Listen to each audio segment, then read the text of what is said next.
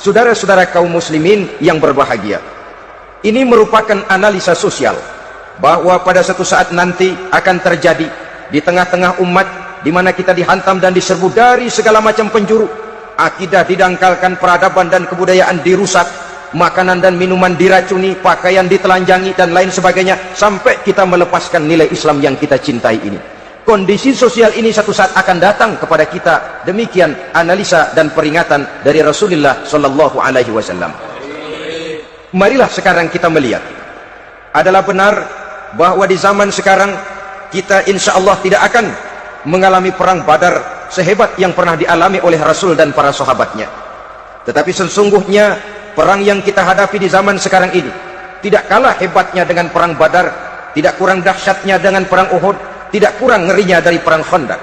Hanya saja yang kita hadapi sekarang ini bukan ujung pedang, bukan ujung tombak, bukan ujung panah. Yang kita hadapi sekarang ini adalah perang akidah, perang ideologi, perang mempertahankan keyakinan.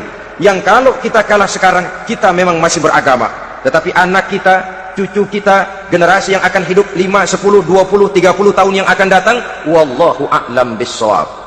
Islam, saudara-saudaraku, tidak mungkin hilang dari dunia, tetapi tidak mustahil Islam gulung tikar dari desa kita, tidak mustahil Islam gulung tikar dari kampung dan kota kita, jikalau kita tidak menjaganya, jikalau kita tidak memeliharanya, bahkan jikalau kita tidak mewariskannya kepada anak-anak kita, generasi yang akan datang.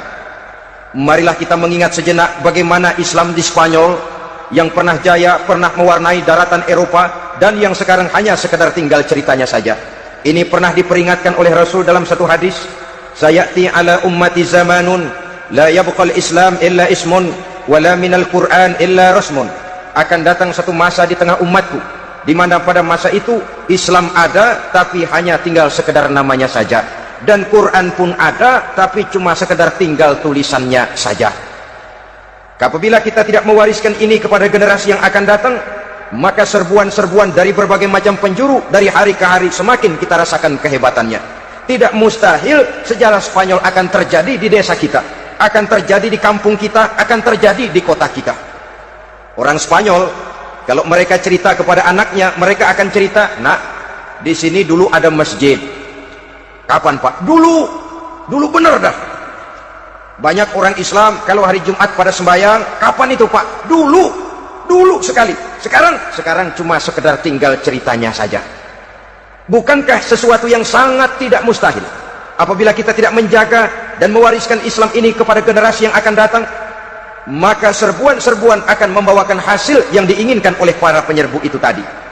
Kita sudah menjadi umat yang mayoritas, tetapi umat yang mayoritas ini menurut Rasul dikepung sedemikian rupa, akidahnya didangkalkan, peradaban dan kebudayaannya ditekan sedemikian rupa, kehidupan sosialnya dibuat individualis, kemudian dari segi pergaulan, pakaian, makanan, minuman dan sebagainya diracuni, sampai dia tidak lagi berpegang teguh kepada agamanya.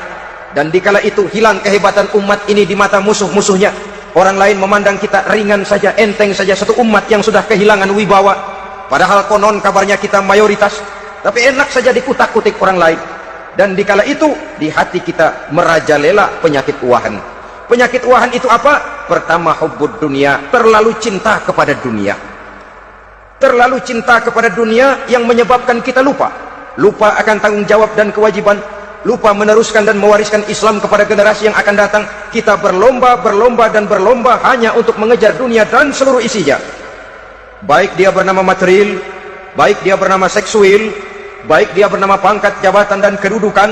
Berlomba-lomba kita di dalamnya, sampai tercampaklah penyakit hubbud dunia di dalam hati ini. Berurat dan berakar dunia itu, sulit dan berat kita berpisah daripadanya. Akibatnya kemauan untuk berbuat demi dan atas nama agama sangat sulit terwujud di dalam kehidupan ini. Yang kedua, karahiyatul maut, terlalu takut kepada mati. Baik mati ajal, mati dalam artian yang sebenarnya, baik mati usahanya, baik mati karirnya, baik mati pangkat dan jabatannya. Sehingga dengan demikian akibatnya jatuhlah kita menjadi umat yang kehilangan wibawa di mata orang lain. Saudara-saudara kaum muslimin rahimakumullah, saya katakan tadi, perang yang kita hadapi di zaman sekarang adalah perang akidah, perang menghadapi peradaban dan kebudayaan yang menghancurkan moral daripada anak-anak kita, perang menghadapi banjirnya maksiat dan munkarat, yang di tengah-tengah itu di samping berkewajiban menjaga diri dan keluarga, kita pun juga berkewajiban menjaga anak-anak kita, generasi yang akan datang, mengarahkan dan mendidik mereka sesuai dengan yang dikehendaki oleh Allah Subhanahu wa ta'ala.